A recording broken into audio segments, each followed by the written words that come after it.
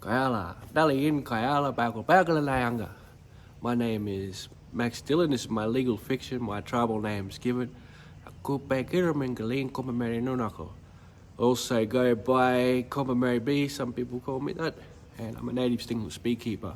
Done cultural heritage for many years, working in the field with all the elders and took a lot of mentoring from my grandfather, Dr. Graham Dillon, OAM, taught me many things, including what I'm about to talk about, which is the 3 fish traps which have been identified in the Tallebudgera Creek, which are at risk of being impacted by TMR with their light rail extending 20 metres on the eastern side, which will impact right over the top of our fish traps. And TMR and their infinite wisdom and longevity and continuing of caring for country and environment, and whoever's guiding them, I don't know, but they don't seem to know much about fish traps. And that the footprint of a fish trap doesn't reside on the stones itself, but the area in which it maintains. Because if you was to look at time-lapse photography, you would see these stones jittering and moving about over time, because they're meant to stay in that area. They were picked with the celestial bodies and the iron content of the moon and the tide and the earth itself. Everything had guided the old people, the Kombumerri people, my old people, on where to put these specific fish traps, shell traps. Where do we put them? And this was the spot that was picked. And these are the oldest man-made structure we have on the Gold Coast. And so it's very important that we maintain and revitalise and rebuild these fish traps. Rise daily from sunrise on and drop at sunset or Nyanga Gaian, sun gone away. These changes are due to the fact that movements of the sun and the moon are reflected in the Earth's, wait for it, electromagnetic fields. Also shows that iron is the core, the middle, the substance of the celestial bodies.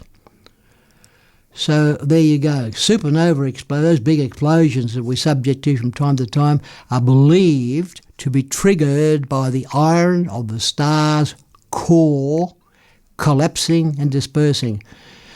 So we're talking about what's going on up there in the heavens.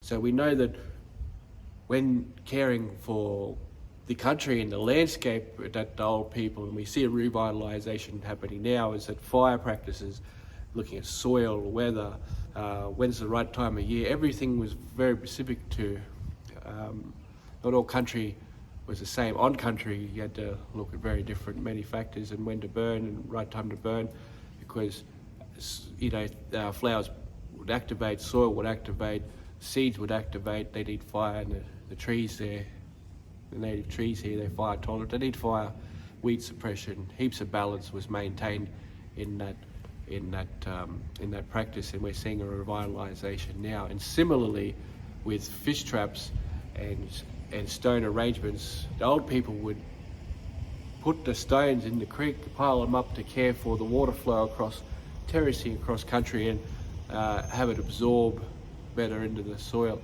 And they did this by creating weir systems intermediately, which negated the flood and drought. Very important of how we cared for water coming across country.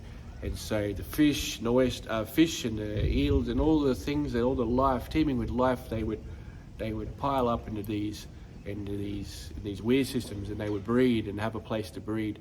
And so when we come down to the fish traps down at Tallebudgera next to Jalurgal, very important place. It was a maintaining of life and caring for that conservation and our impact, but also how we gather and how we harvest was very important. So we're very mindful and intuitive of how our footprint, treading very lightly, of course, but also maintaining a balance, which is very important.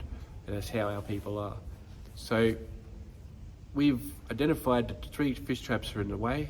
We'd like to rebuild them, move them back to where their positions are meant to be, Now, this is very important that we're going to make sure that they're protected for all time, guided by the way that they work. And the oysters will lock them in, sort of like dreadlock here. They'll lock them in place and give them a permanent structure, and that'll be a fish habitat, a very important fish habitat for this area that's been almost bleached and bled dry. So it's very important. We need to do something to help lessen our impact, our footprint that we all have. You know, these old people, they didn't just invent things.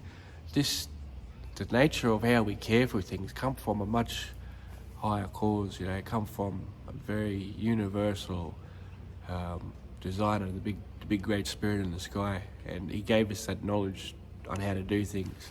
They're not just stones, but they are markers as well that talk of celestial bodies and iron content, and that we all share in our blood, and that aligns with the stars and the moon and the tide and all these things. These are beautiful things we should all embrace and say, yes, we want this, we need this, that's us. So I'll just sign off and say, Yana Jibbalang, friends, goodbye for now.